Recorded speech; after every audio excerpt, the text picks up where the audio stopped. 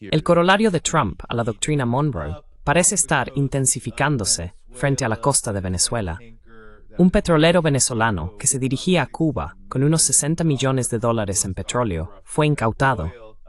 Venezuela criticó duramente esta acción, afirmando que no permitirá que una potencia extranjera intente arrebatar al pueblo venezolano lo que les pertenece por derecho histórico y constitucional, y condenó el acto. No era la primera vez que surgía este problema. Donald Trump, en 2024, dijo que el conflicto con Venezuela tenía que ver con el petróleo. Esta fue la reacción de Trump cuando los periodistas le preguntaron sobre este acto de piratería. ¿Qué pasa con el petróleo de ese barco? Bueno, lo conservamos, supongo. ¿A dónde va? ¿A quién va? Bueno, hay que seguir al petrolero.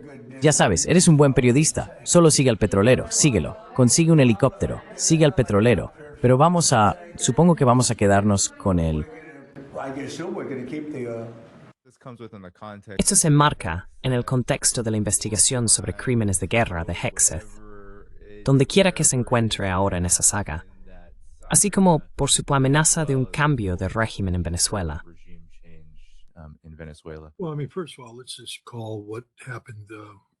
Bueno, quiero decir, ante todo, llamemos a lo que ocurrió por su verdadero nombre, piratería. Así que ahora Estados Unidos es una nación pirata. Genial. No hay justificación legal para lo que hizo Estados Unidos. Incluso según la propia ley estadounidense, dicen que fueron agentes del FBI quienes llevaron a cabo esta redada, como si se tratara de una acción policial. Es un acto de piratería, sin más. Y esto alimenta una narrativa más amplia sobre la ilegalidad de la postura estadounidense, la ilegalidad de la correlación de Trump con la doctrina Monroe. Es fundamentalmente incompatible con el derecho internacional, pero a Trump no le importa. Más aún, gran parte de lo que Estados Unidos está haciendo, y quizás planea hacer con respecto a Venezuela y sus vecinos, constituye una violación de la ley estadounidense y del derecho de guerra.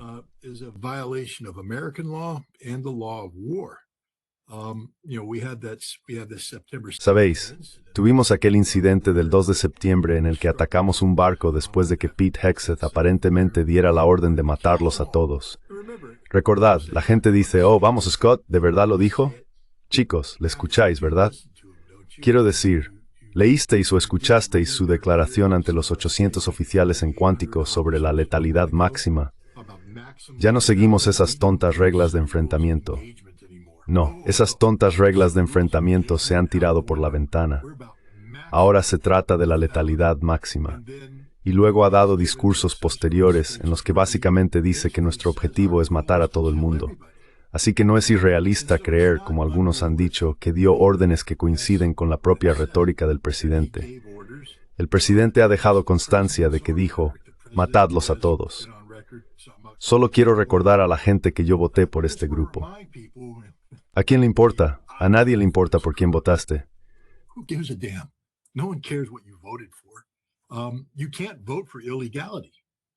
No se puede votar a favor de la ilegalidad. Ninguna cantidad de votos puede cambiar el hecho de que lo que se está haciendo es ilegal.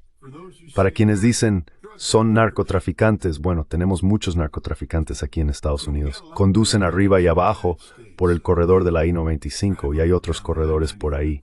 Entonces, estás diciendo que si el Departamento de Estado recibe un buen aviso de que hay cocaína en ese Porsche, deberían simplemente acribillarlos, ni siquiera intentar detenerlos, solo dispararles.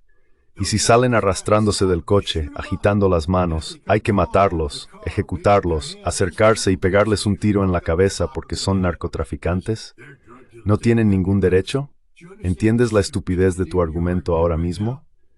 Además, debes entender que según el manual de la ley de la guerra del Departamento de Defensa, el estatus de naufragio está claramente definido.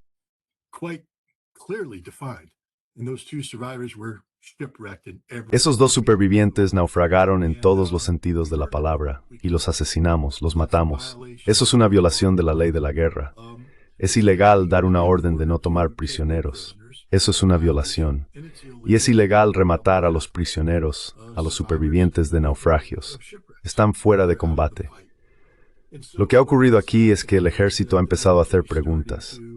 El comandante del Mando Sur, un almirante que normalmente cumple un mandato de 3 años, llevaba menos de un año cuando le oí decir: no estoy de acuerdo con los barcos de la droga. No me importa un comino con que no estés de acuerdo, porque tu estupidez se nota en todo lo que haces. Conoce la ley antes de abrir la boca. No me importa tu opinión. A nadie le importa tu opinión. A nadie en el ejército le importa tu opinión, porque tu opinión no importa.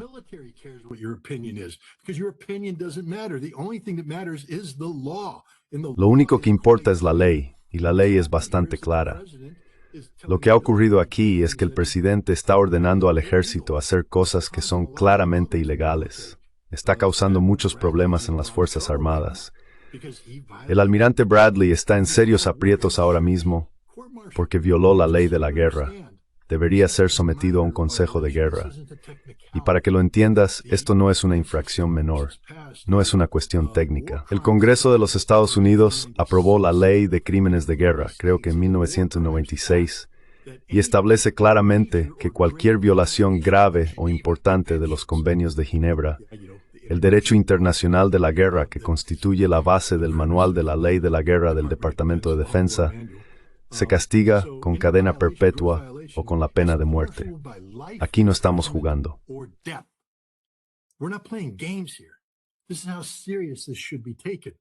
Así de en serio debe tomarse esto. Así que para que un simple civil se siente y diga: yo voté por esto, no me importan los barcos de droga, mátenlos a todos, a nadie le importa realmente lo que pienses. El ejército tiene que hacer lo que exige la ley. Y ahora mismo tenemos a muchos militares diciendo: no nos sentimos cómodos con esto. Así que aunque Pete Hegseth haya anunciado el inicio de la operación, creo que se llama Lanza del Sur, la mayor operación militar en el Caribe en años, con el Gerald Ford y todo lo demás desplegado, fíjate en que ya no están hundiendo tantos barcos como antes. Fíjate en que no están haciendo gran cosa, porque el ejército está empezando a cuestionarlo todo, absolutamente todo. Por ejemplo, podemos interpretarlo así. Hay que preguntarse por qué Bradley era el tipo que dirigía la operación.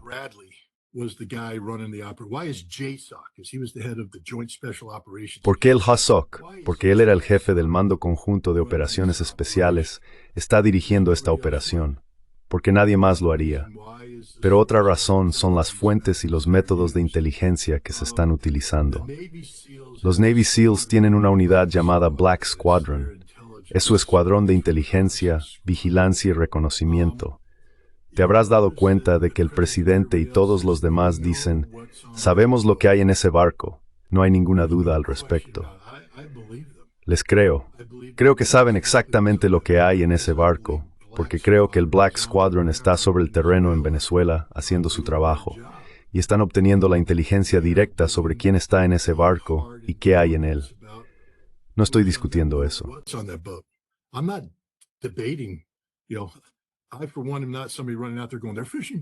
Yo por mi parte no soy de los que van por ahí diciendo: son barcos pesqueros, son barcos pesqueros. No, creo que son barcos de droga. Creo que son barcos de droga. Sabemos los nombres de las personas a bordo y sabemos el contenido porque tenemos fotografías de ello. Probablemente el Escuadrón Negro haya tomado muestras de las drogas, así que tienen pruebas irrefutables de que hay material narcótico allí.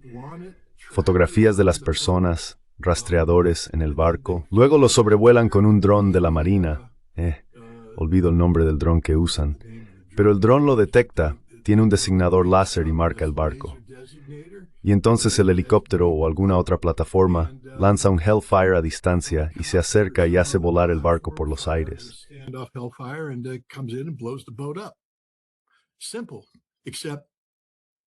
Simple, excepto que no puedes matar a esas personas. No han cometido ningún delito que lo justifique. Aunque tengas esa información de inteligencia, esa inteligencia por sí sola no te autoriza a matar. Esa inteligencia te permite detener. Aún existe un debido proceso que debe cumplirse según la ley. Y lo que se le ha ordenado al ejército hacer es violar el debido proceso. Ir directamente, entrar en la cadena de eliminación. Y aun cuando matas, matar a todos. Esos son crímenes de guerra. El ejército empieza a decir: no estamos tan entusiasmados con la mitad de estas cosas. Y creo que se está viendo un efecto paralizador en la capacidad del ejército estadounidense para llevar a cabo los planes de Donald Trump respecto a Venezuela. Eso no significa que no vaya a suceder.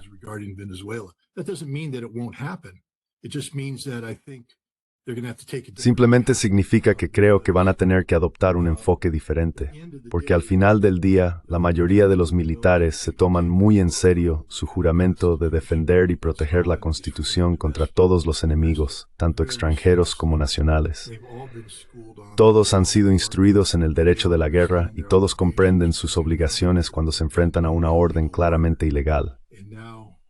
Y ahora creo que, con alguien como Bradley siendo puesto bajo el foco, cada vez más militares están diciendo, alto, necesito una revisión del JAG por escrito, siendo JAG el abogado general. Necesito una revisión del JAG por escrito, y luego voy a expresar mi desacuerdo por escrito. Ahora tienes un registro, y ningún comandante quiere lidiar con ese tipo de tonterías. Así que en este momento hay un efecto disuasorio sobre lo que está ocurriendo. Luego tienes informes como este, en los que algo así, como un petrolero incautado, se trata como algo normal, según los portavoces de los think tanks de los neoconservadores. ¿Cómo podría esto escalar el conflicto con Venezuela? Bueno, ya sabes, hemos tenido sanciones sobre el petróleo venezolano desde la primera administración de Trump. Y Biden manda. Los hemos retenido. Así que para mí esto es absolutamente normal. Quiero decir, ¿incautar un petrolero? Sí, hemos incautado petroleros iraníes en el pasado. Y según la ley que he leído, ese petróleo está sujeto a decomiso, así que podríamos quedárnoslo. Hemos retenido petróleo iraní en el pasado. Así que en realidad creo que esto es menos controvertido en términos de derecho y sanciones y de lo que se ha disputado o no. Creo que en realidad es un caso bastante sencillo, de marcar la casilla. Ahora bien, ¿qué significará esto en términos de escalada? ¿Qué va a hacer él? ¿Qué va a hacer Maduro?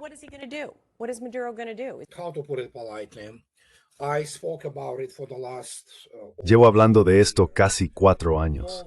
La mayoría de la gente, especialmente los redactores jefes y quienes diseñan los programas en los medios del establishment, tanto en Estados Unidos como en Europa Occidental, son criminales de guerra.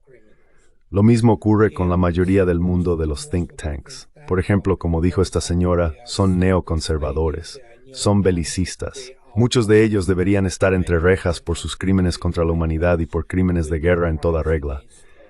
Básicamente, bueno, ¿sabes qué? Los fomentan. Constantemente impulsan esa agenda. Así que en este caso, no son mejores que el Ministerio de Propaganda al estilo Goebbels. Y ya sabes lo que les pasó a esas personas, a muchos de ellos.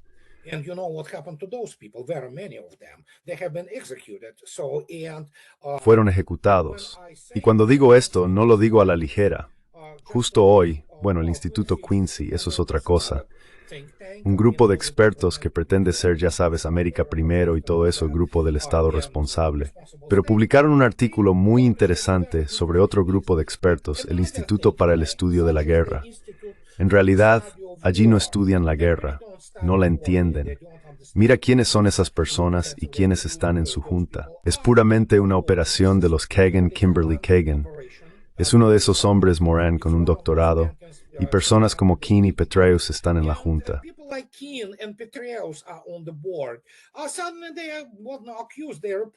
De repente, fueron acusados. Se informó que básicamente estaban modificando los mapas de la operación en Ucrania, por ejemplo, y que apostaban en cosas como en una especie de casino, porque querían ganar dinero con ello. Así que eso te dice todo lo que necesitas saber sobre esas personas. Son prostitutas ideológicas, y algunos de ellos son fanáticos. Y cuando Scott describió la situación desde el punto de vista militar estadounidense, lo hizo tan bien que realmente no tengo nada que añadir. Él conoce este tema mucho mejor que yo.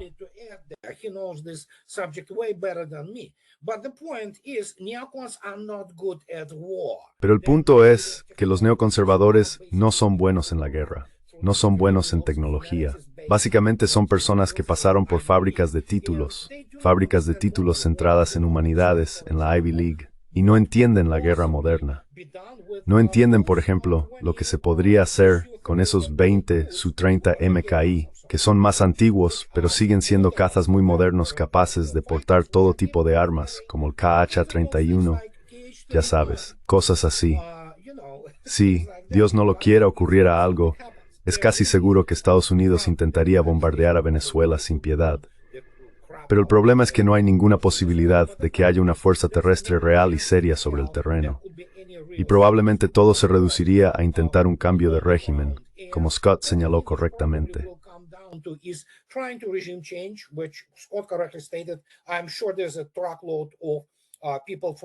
Estoy seguro de que hay un montón de gente de la CIA y de todo tipo de fuerzas especiales operando allí. Pero no olvides, como has dicho correctamente, que incluso las personas a las que no les gusta Maduro, y ciertamente hay algunos grupos a los que no les gusta, no hacen caso a este idiota recién acuñado, ya sabes, tracción a las 4 ruedas, que supuestamente es la alternativa a Maduro. A ella tampoco la quieren. Y básicamente puedo citar a Doug McGregor, que sabe mucho más que yo en este ámbito. Hay alrededor de 100.000 militantes colombianos prácticamente estacionados en la frontera, listos para entrar en cuanto ocurra algo importante, especialmente si hay algún tipo de operación anfibia o lo que sea que planeen hacer.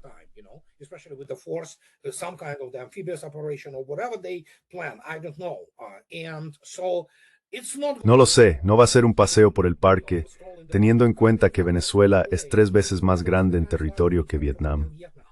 Tiene un terreno de pesadilla, absolutamente de pesadilla. Montañas, montañas gigantescas, selvas extrañas, ríos, todo eso. No es una operación fácil, no es Irak. ¿Y quién sabe qué está pasando allí? Puede que haya otras fuerzas sobre el terreno que no estén alineadas con Estados Unidos. No lo sé. Pero esa es mi observación al respecto. Porque Scott obviamente sabe mucho más que yo sobre esto. Creo que lo ha explicado bastante bien. Bueno, Scott, ya sabes, dado lo que decía San sobre cómo... Given what you were saying earlier about how Hegseth's big quandary... El gran dilema de Hegseth, con la ilegalidad de los ataques a los barcos y luego el petrolero incautado, todo esto está generando una especie de impulso. Pero ¿cómo va a afectar realmente esto a la operación de cambio de régimen? Porque del lado venezolano vemos mucho entusiasmo en contra de este tipo de cosas. Y también vemos que pasa el tiempo. Hubo muchas escaladas, luego ocurrió esta serie de eventos que describiste antes, y ahora no está claro cómo va a afectar a la operación. ¿Cómo crees que afectará a la operación? ¿Y qué se puede hacer realmente en este momento? Porque cuando pienso en una campaña de bombardeos contra un país que ya tiene muchos migrantes llegando a Estados Unidos, pienso que vendrán más. Habrá más desplazamiento, más caos, si hay una intervención militar estadounidense a gran escala.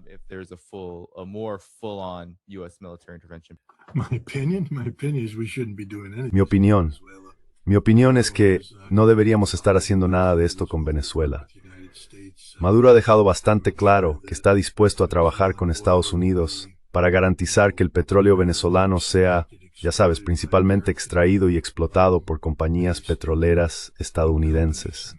Así que ahí lo tienes, ya sabes, podríamos obtener el petróleo. Pero esto es político. Se trata de Marco Rubio, que desde 2016 ha querido llevar a cabo una operación de cambio de régimen para estar a la altura de su legado anticomunista como cubano-estadounidense anti-Castro. De eso se trata. Se trata de que Donald Trump fue engañado por Rubio y otros con la idea de la necesidad de una fortaleza América, la correlación trumpista. Una vez más, le pones el nombre de Trump, alimenta el alma narcisista. Y así es como nos dirigimos en esta dirección.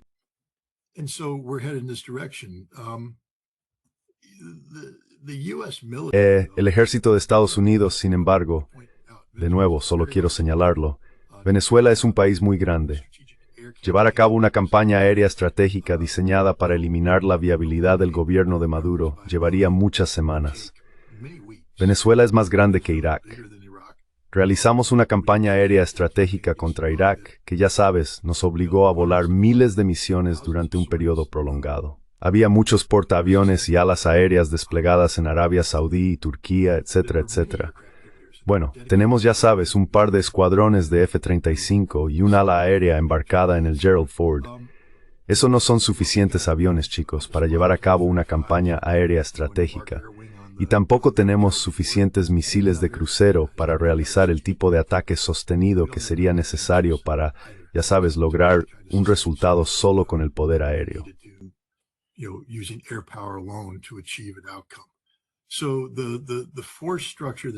Así que la estructura de fuerzas que se ha reunido es una que puede proporcionar un paquete de ataque selectivo similar al que llevamos a cabo durante la Operación Zorro del Desierto en diciembre de 1998, que fue un ataque muy limitado de 72 horas y de alcance restringido, dirigido a eliminar la infraestructura de seguridad en torno a Saddam Hussein, la Guardia Republicana Especial, algunas unidades de la Guardia Republicana, los servicios de inteligencia y el Ministerio del Interior. Todos estos fueron atacados por medios estadounidenses con la esperanza de que las divisiones en Qut, con las que la CIA había establecido contacto, abandonaran sus cuarteles y marcharan hacia Bagdad por el sur desprotegido para encargarse de Saddam. Pero los generales que la CIA creía tener en nómina en realidad no lo estaban. Las divisiones no se movieron y no ocurrió nada.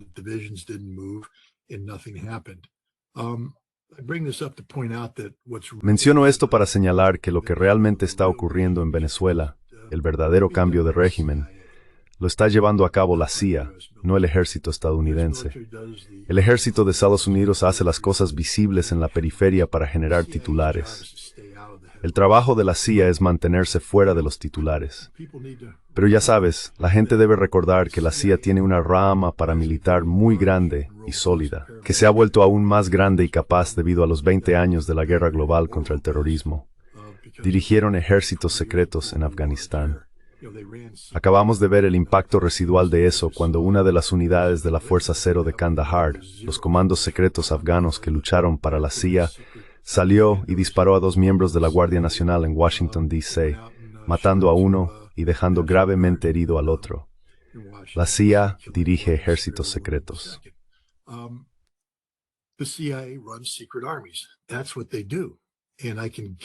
Eso es lo que hacen. Y puedo garantizarte que la CIA está reuniendo un ejército secreto ahora mismo en la periferia de Venezuela. Quizá incluso varios ejércitos secretos. ¿Sabes?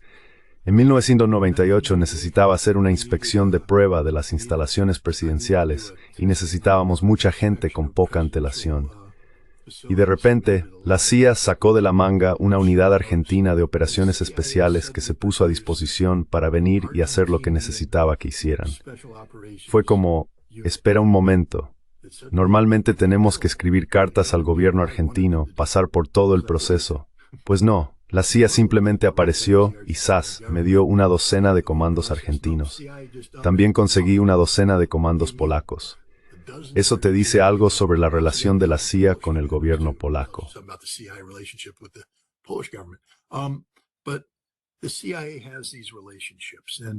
Pero la CIA tiene estas relaciones y es capaz de movilizar fuerzas mercenarias rápidamente. La CIA tiene conexiones con la oposición venezolana. Y sé que todo el mundo habla de que Maduro cuenta con el apoyo del pueblo. Sin embargo, no tiene el apoyo de todo el pueblo. Hay un porcentaje de venezolanos que están en su contra. La CIA los está explotando y espera que cuando llegue el momento cuando sus fuerzas actúen, el ejército convencional pueda reprimir a los servicios de seguridad venezolanos, neutralizar a Maduro y facilitar la rápida toma del poder por parte de las fuerzas respaldadas por la CIA. Esa es la dirección en la que nos dirigimos. Creo que estamos ante una gran operación encubierta dirigida por la CIA para destituir de inmediato a Maduro.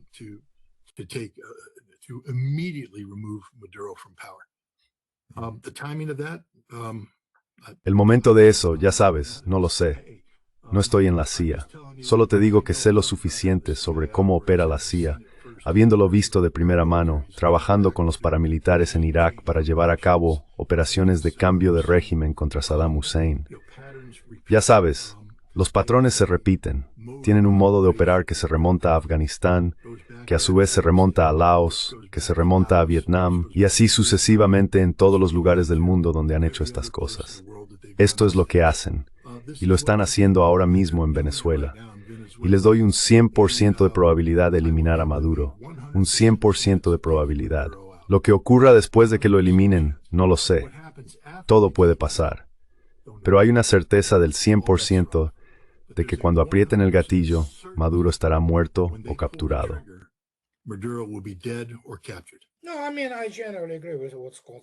No, quiero decir, en general estoy de acuerdo con lo que dice Scott. Lo único que resulta un poco impredecible aquí es que dicen, oh, hay rusos sobre el terreno. También hay rusos allí, y créeme, son realmente muy buenos. Así que esto no va a ser fácil. Pero sí, en cuanto a su estrategia y cómo probablemente lo hicieron, se trata de una operación encubierta. Absolutamente. Esto es lo que probablemente está ocurriendo sobre el terreno. Y sí, la cuestión es muy sencilla. Como sí hay divisiones en Venezuela, en tales, o quizás, muy difícil decir. The CIA, I think Scott's 100% right. La CIA, creo que Scott tiene toda la razón. Van a hacerlo. No sé cuál será la tasa de éxito. ¿Quién lo sabe? Es difícil decirlo. Solo iba a comentar, en cuanto a la pregunta que te hacían, que se trata de las consecuencias. Ya estamos viendo lo difícil que es construir el caso para esto. ¿Y qué pasa con las consecuencias? Cuando básicamente tienes a la gente pobre y trabajadora, ellos están con Maduro.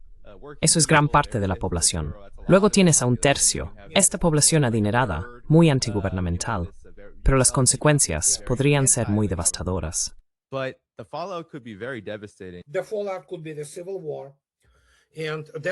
Las consecuencias podrían ser una guerra civil, y eso arruinaría prácticamente todos esos planes de desarrollar realmente el petróleo para Estados Unidos. Algo a lo que, como Maduro señaló con bastante acierto, está dispuesto. Maduro básicamente estuvo de acuerdo como diciendo, oye, podéis hacer lo vuestro, no hay problema con eso. Pero el punto crítico aquí, que Scott también subrayó, tiene mucho que ver con Ucrania. Es, evidentemente, este chico de los recados, de Miriam Marco Rubio. En realidad no proviene de una familia anticomunista. Su tío, como se sabe, era en realidad un narcotraficante, así que le llamamos Narco Rubio. Sí. Quiero decir, el tipo, para empezar, es abogado. No es más que eso, no es un estratega, no sabe nada sobre el ámbito militar.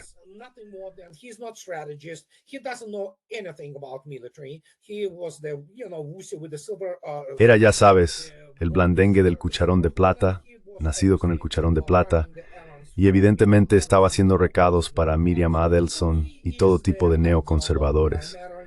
Así que él es el ideólogo principalmente, y quiere hacerse pasar por alguien que no es. Es un chico, ¿vale? Pero sí, existen todas esas ramificaciones de las que también habló Scott, la legalidad de las cosas y las operaciones encubiertas, sí. Pero tendremos que esperar y ver. Pero de nuevo, imaginemos que tienen éxito. ¿Qué pasa después de eso? Hay muchas armas allí, y quiero decir muchas. La población está armada hasta los dientes. ¿Qué va a pasar? Va a haber una guerra civil.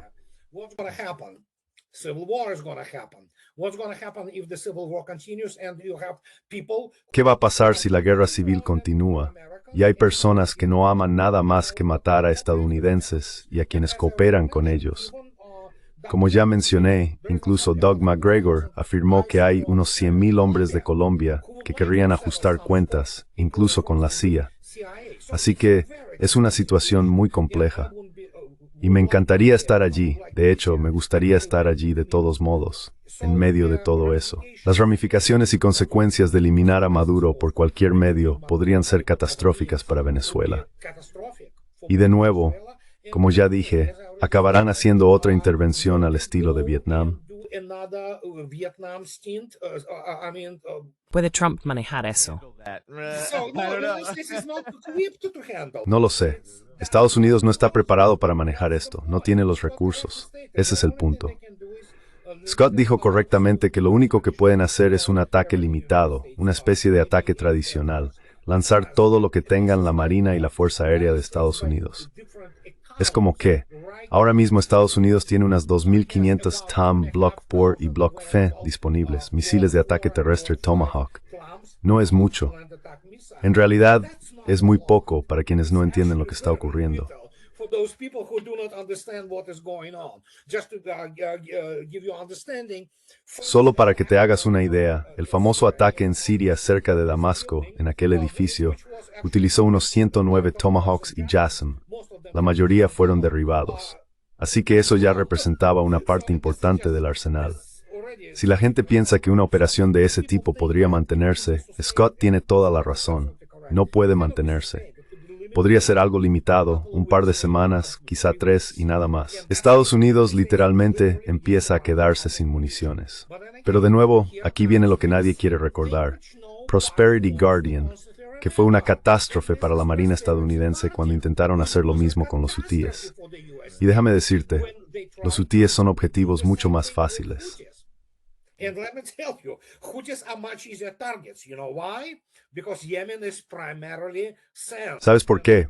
Porque Yemen es principalmente arena, montañas arenosas, dunas, cosas de ese tipo. Es esencialmente un desierto. ¿Venezuela? Oh, Dios mío. De repente tienes problemas incluso con la designación de objetivos, porque es, ya sabes, como Vietnam otra vez.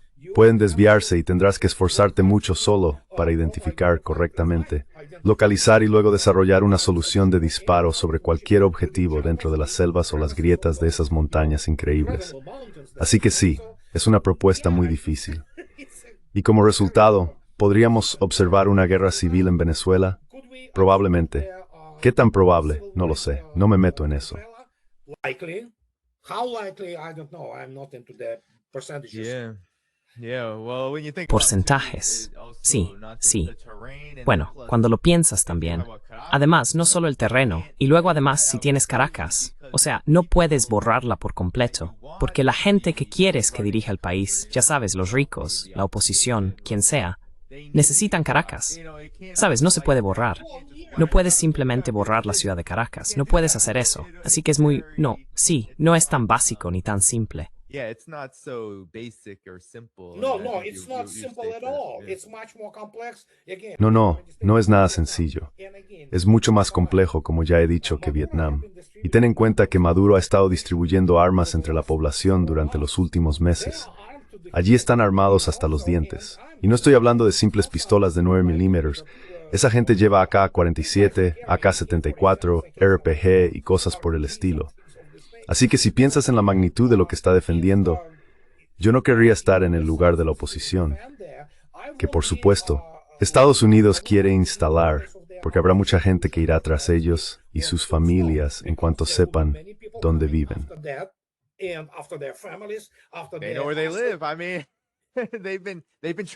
Quiero decir, han estado intentando hacerse con el poder.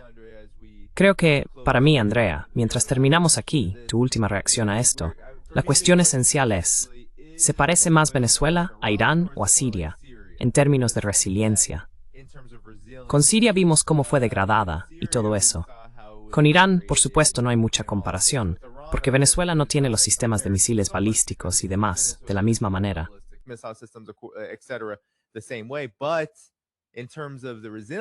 Pero en términos de resiliencia, si miramos a lo largo de los años, desde 1998, desde Hugo Chávez hasta ahora, hemos visto que muchos otros gobiernos latinoamericanos no han durado como este.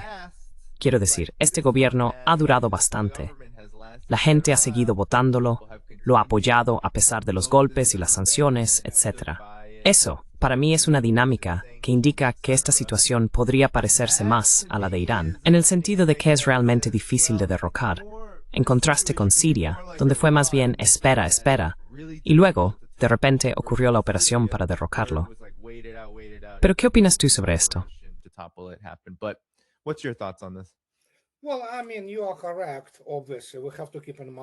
Bueno, quiero decir, tienes razón.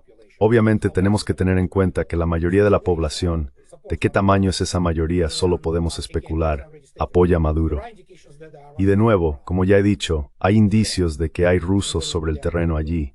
Y créeme, son bastante buenos. Así que no es algo fácil de hacer. Y otra vez, tenemos que tener en cuenta lo que va a significar para Estados Unidos si Maduro cae. Dios mío, es muy difícil. Y de nuevo, ni siquiera se puede comparar. Mira, pongámoslo así. Esos tipos de allí no son extranjeros árabes.